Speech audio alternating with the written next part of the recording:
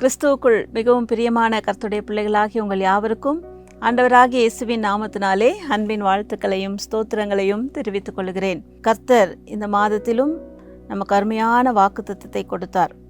கர்த்தர் உங்களுக்கு முன்னே போவார்.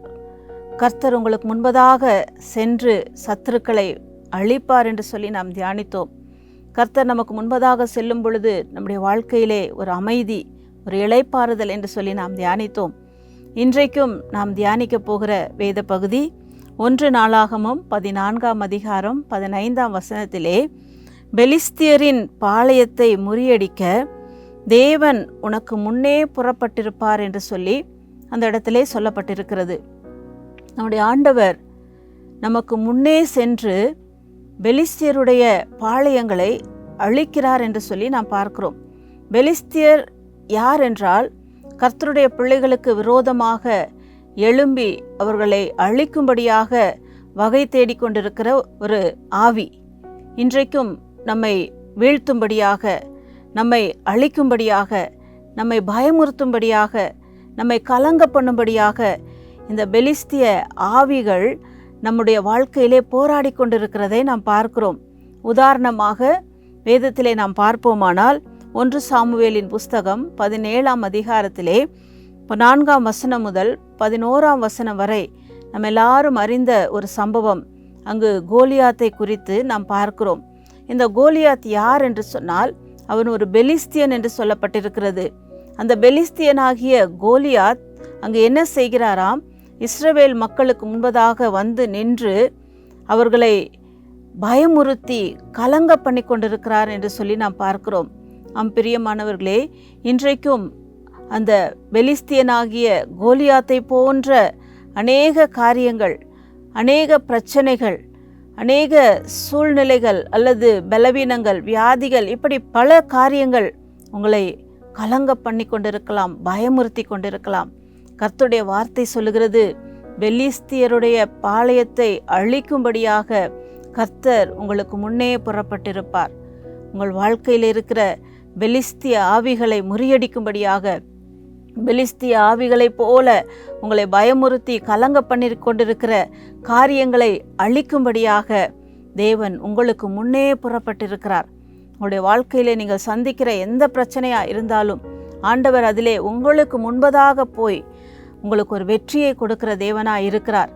உதாரணமாக நாம் வேதத்திலே பார்ப்போமானால், தானியேலின் புஸ்தகம் 3ஆம் அதிகாரத்திலே நாம் வாசிக்கும் பொழுது, அங்கு ஷாத்ராக், மேஷாக், ஆபேத்நேகோ என்கிற 3 வாலிபர்களை குறித்து நாம் பார்க்கிறோம். அந்த வாலிபர்களுக்கு அங்கு என்ன நடக்கிறது?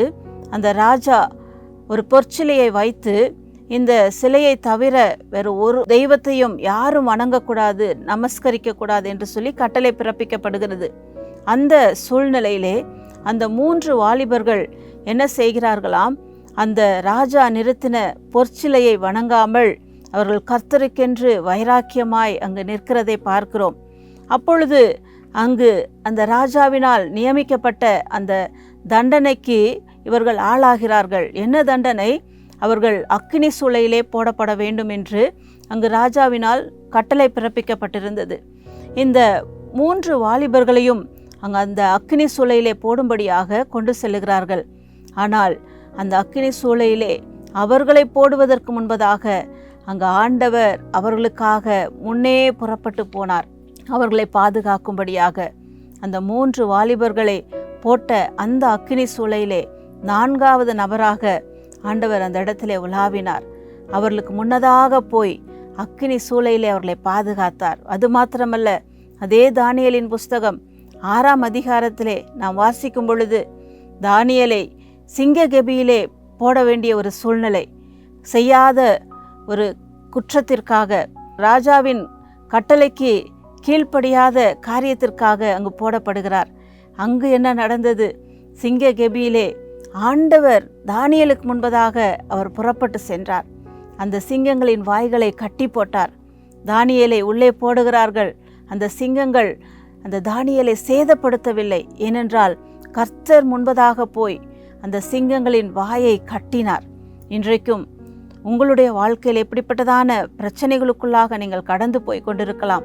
கர்த்தர் உங்களுக்கு முன்னே போய் எல்லாவற்றையும் அவர் மாற்றி போடுகிற தேவனாய் இருக்கிறார். உங்களுக்கு ஜெயம் கொடுக்கிறவராய் இருக்கிறார். இந்த காரியங்கள் ஒன்றும் உங்களை சேதப்படுத்தாது. சிங்கங்களைப் போல கெர்ச்சித்து எழும்புகிற பிசாசாய் இருக்கலாம், அல்லது உங்களை அழிக்கும்படியான அக்கினி போன்ற சோதனைகளாய் இருக்கலாம். அவற்றின் மத்தியிலே கர்த்தர் உங்களுக்காக அவர் நிற்கிறார். கர்த்தர் உங்களுக்காக அவர் முன்னே போயிருக்கிறார். அவைகளை எல்லாம் மாற்றி போட்டு உங்களை பாதுகாக்கிறவராய் இருக்கிறார். ஆம் பிரியமானவர்களே, இந்த மாதத்திலே கர்த்தர் உங்களுக்கு முன்னே புறப்பட்டு போய் எல்லாவற்றையும் அவர் அழித்து போட்டு எல்லாவற்றினின்றும் உங்களை தப்புவித்து உங்களை பாதுகாக்கிறார். சிங்க கெபியிலே தானியேலை பாதுகாத்ததைப் போல, அக்கினி சூளையிலே ஷாத்ராக் மேஷாக் ஆபேத்நேகோவை பாதுகாத்ததைப் போல உங்கள் வாழ்க்கையிலும் கர்த்தர் உங்களுக்கு முன்னே போய் எல்லாவற்றிலும் இருந்து உங்களை பாதுகாக்கிறவராய் இருக்கிறார். எந்த பெலிஸ்திய ஆவியும் உங்களை பயமுறுத்தவோ உங்களை கலங்க பண்ணவோ முடியாது. கர்த்தர் உங்களுக்காக நிற்கிறார், உங்களுக்கு முன்னே போகிறார். நீங்கள் தைரியமாயிருங்கள். ஜெபிக்கலாமா? எங்கள் அன்பின் பரலோக பிதாவே, இந்த நாளிலும் நீர் கொடுத்த வார்த்தைக்காக உமக்கு நன்றி.